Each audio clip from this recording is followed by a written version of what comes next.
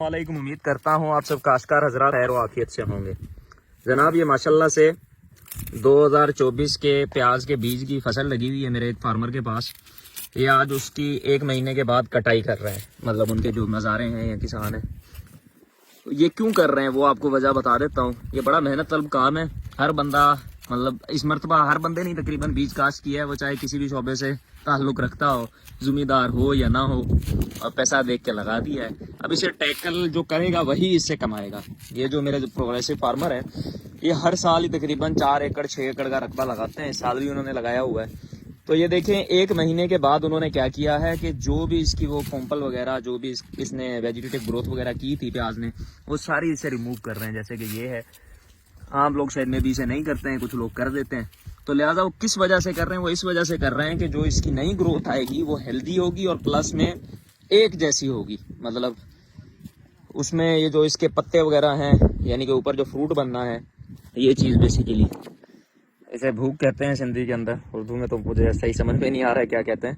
तो लिहाजा ये इसकी मिकदार बढ़ जाएगी, मतलब ये ज़्यादा क्वांटिटी के अंदर ये निकलेंगे और इसी के ऊपर फ्लावर बनता है, फ्लावर बन के उसी के अंदर सीड पड़ता है। तो अब तक मेरे ये फार्मर ने इसे, सबसे पहले ये बता दूं, 50 मन उन्होंने पर एकड़ को सीड का रेशो दिया है। आप डिस्टेंस देख सकते हैं कितना है प्याज टू प्याज का, ठीक है। ओवरऑल एक जैसा इन्होंने मतलब लगाया हुआ है, ये एक जैसी फील्ड है। एक ही साइज के ऊपर इन्हों के बंदों ने ये स्विंग किया है। ये लगे पड़े हैं हैवी मशीनरी, ये सुबह से बेचारे लगे हुए हैं। इन्होंने जो अभी तक किया है वो ये वाला टुकड़ा किया, यानी कि आधा एकड़ के करीब जो प्याज की ये फील्ड है उसकी ये कटिंग की है। क्योंकि ये बड़ा मेहनत तलब काम है, हाथ की सफाई से करना पड़ता है, एक जैसा काटना पड़ता है, कहीं से बड़ा कहीं से छोटा वो वाला सीन नहीं है। एक ही इन्होंने वो कटिंग रखनी है, ठीक है। तो इसको अभी तक जो मेरे फार्मर ने फर्टिलाइजर जो एप्लीकेशन दी है उसके अंदर इन्होंने डीएपी एक पहले जब इसे स्विंग किया है तब बेस के अंदर दी है, साथ में क्या कहते हैं किसी कंपनी का इन्होंने शायद में भी ह्यूमिक एसिड वगैरह भी दिया है, और फिर दूसरे पानी के ऊपर इन्होंने 23 दी है। ये तीसरा पानी लगा है, उसके बाद ये कटिंग हो रही है। और ये शायद में भी सल्फर है किसी कंपनी का, तो ये भी इन्होंने इसे कोई 2 kg पर एकड़ को दिया है, ताकि जो जड़ का फंगस वगैरह का जैसे कि इशू आ रहा है ओवरऑल वर्ल्ड वाइज ही कह लें, इंडिया के अंदर भी आया है, पाकिस्तान के अंदर भी है, हर जगह के अंदर है, तो वो ना आए इसके अंदर। बहरहाल अभी तक तो ये जो फसल है माशाल्लाह से अच्छी है। इसके अंदर कोई भी जो प्याज है वो गला सड़ा नहीं है, हेल्दी पोजीशन के अंदर खड़ा हुआ है। अब इसके अंदर क्या होगा कि जैसे ही इसकी ये कॉम्प्लें वगैरह निकलेंगी, नई जो ग्रोथ आएगी, तो उसको मेरा फार्मर मतलब 7वें दिन इसके ऊपर स्प्रे वगैरह करता रहेगा। क्योंकि इसके ऊपर ब्राउन थ्रिप्स और ब्लैक थ्रिप्स की भरमार होती है, वो इसे छोड़ेगा नहीं। मतलब अगर इसे वो छोड़ता है तो इसकी जो ये ग्रोथ वगैरह वो सारी डिस्टर्ब हो जाएगी। और इसके ऊपर एक पर्पल ब्लास्ट का जैसे कि प्याज के ऊपर अमूमन मसला आता है, वो उसका भी तदारुक करता रहेगा रेगुलरली बेसिस के ऊपर। लगाना तो हर कोई जानता है, पर इसे संभालना कोई कोई ही जानता है, क्योंकि ये टाइम बहुत मांगती है और प्लस में मेहनत मांगती है। मेहनत के लिए आपके सामने ये बंदे इनके लगे पड़े हैं, कितने ज़्यादा बंदे हैं, और कोई काम नहीं कर रहे हैं। सारी फसलें इनकी लगी हुई हैं माशाल्लाह से। ये इधर सरसों वगैरह लगी हुई, हर चीज़ इन्होंने काश्त की हुई है। अभी आगे जाके ये मिर्ची वगैरह हमारी काश्त करेंगे स्काई लेन 3। तो लिहाजा बड़ा मेहनत तलब काम है। इसमें से जो एवरेज आती है, मतलब अच्छी एवरेज वाला 9 से 10 मन पर एकड़ एवरेज देने वाला जो प्याज होता है, जिससे वो सीड निकलता है, वो ऐसा ही होता है, ऐसी ही उसके ऊपर मेहनत होती है। आप कल्टीवेशन देख लें, प्लस में इसके देखें उन्होंने फर्टिलाइजर कितना डाला है, और कोई इसके अंदर कमी कुताही नहीं वो कर रहे हैं अपने हिसाब से। फिर तो मालिक के हाथ है, मालिक जितना नवाजे। तो रेट के पीछे नहीं भागना चाहिए। लबोलब मेरी बातों का ये है, आप उस चीज़ को काश करें जिसे आप जानते हैं, जिसे आप समझते हैं।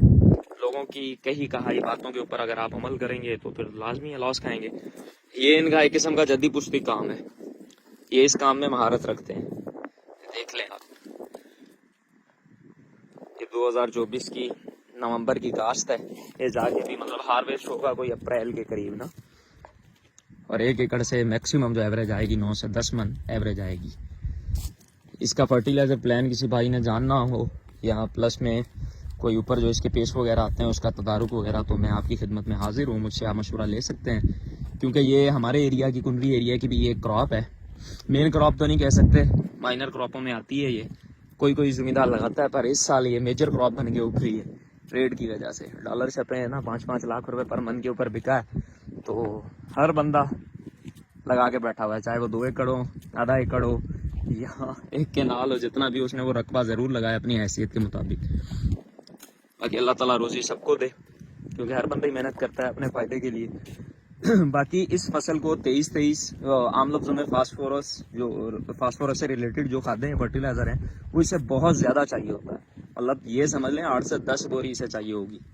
ये जहन में थोड़ा सा बिठा लें। हर पानी के ऊपर इसे आपने फर्टिलाइज़र करना है, साथ में क्या कहते हैं न्यूट्रन वगैरह इसे पूरे देने हैं। स्प्रे इसके ऊपर बहुत ज़्यादा होती है, जैसे कि लहसुन की क्रॉप जिस भाई ने लगाई हो उसे पता है लहसुन के ऊपर स्प्रे कैसे होती है, इसी तरह से इसके ऊपर होती है। लेकिन जब तक इसका फ्लावर खुलता है उससे पहले पहले ये सारा आपने फर्टिलाइज़र वगैरह दे देना है। जो आपने न्यूट्रन फोलियर में करने हैं या स्प्रे वगैरह करनी है तो वो आपने पहले ही कर लेनी है। उसके बाद आपने इसे छेड़ना नहीं है, क्योंकि फिर इसका टाइम होता है पोलन का।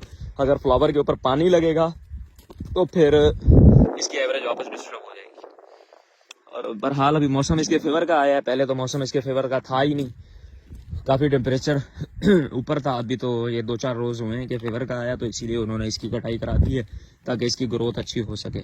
3 पानी पीने के बाद उन्होंने, मतलब प्याज ने 3 पानी पिए हैं, उसके बाद उन्होंने इसकी कटाई कराई है। देख लें, आम लफ्ज़ों में लोग कहेंगे बड़ा नुकसान कर दिया है, दर हकीकत वो मुनाफा कमाना जानते हैं फसल से कि मुनाफा कैसे कमाया जाता है। मज़ीद मालूमात दरकार हो, मैं हाजिर हूँ भाई आपकी खिदमत के अंदर।